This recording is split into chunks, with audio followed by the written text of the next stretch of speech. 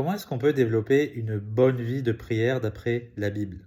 Et quand je dis ça, je me l'applique aussi à moi-même, hein. Je ne suis pas parfait, hein. On doit toujours essayer d'avoir une meilleure vie de prière. Premièrement, on doit prier régulièrement, hein. On doit consacrer du temps chaque jour pour prier, pour nous adresser à notre Créateur.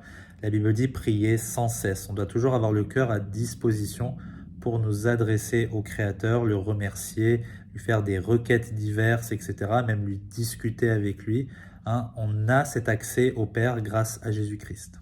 Deuxièmement, soyez spécifiques dans vos prières. Il y a beaucoup d'exemples dans la Bible d'hommes qui avaient des besoins particuliers, hein, et qui sont allés devant Dieu pour lui en parler.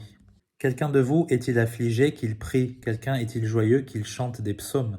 Quelqu'un est-il malade parmi vous qu'il appelle les anciens de l'Église et que ceux-ci prient pour lui en loignant d'huile au nom du Seigneur? Et la prière de foi sauvera le malade et le Seigneur le relèvera. Et tout ce que vous demanderez en prière, si vous croyez, vous le recevrez.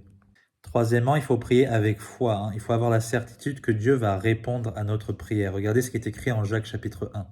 Mais qu'il demande avec foi sans douter, car celui qui doute est semblable au flot de la mer qui est agité par le vent et ballonné çà et là. Qu'un tel homme, en effet, ne s'attende pas à recevoir quelque chose du Seigneur.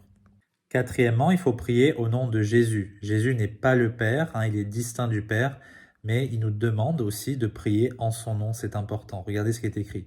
Et quoi que vous demandiez en mon nom, je le ferai, afin que le Père soit glorifié dans le Fils. Si vous demandez quelque chose en mon nom, je le ferai. Cinquièmement, il faut prier avec humilité et repentance. La Bible enseigne ça partout. C'est un cœur humble et repentant qui doit adresser une prière à Dieu, pas un cœur plein de querelles, de disputes, de débats et prétentieux. Et voici à qui je regarde, à celui qui est humble, qui a l'esprit abattu et qui tremble à ma parole. Le sacrifice agréable à Dieu, c'est un esprit brisé. Ô Dieu, tu ne méprises pas le cœur contrit et brisé. Dieu résiste aux orgueilleux, mais il donne grâce aux humbles. Point numéro 6, priez avec gratitude. Ne vous inquiétez de rien, mais en toute chose faites connaître vos requêtes à Dieu par la prière et la supplication avec gratitude. Et dernier point, priez avec d'autres personnes.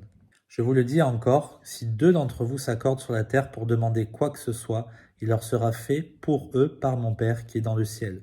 Car là où il y a 2 ou 3 personnes assemblées en mon nom, je suis au milieu d'eux.